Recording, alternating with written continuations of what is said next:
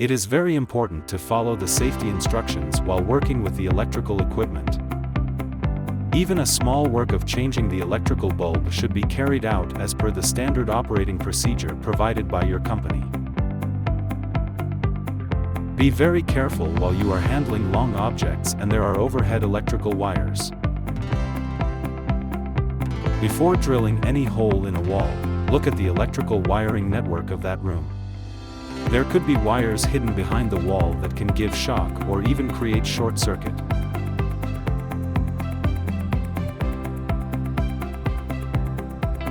While repairing the main power supply of the building, ensure to switch off the incoming power supply before touch any part. Always follow the electrical safety guidelines to avoid accidents and injuries.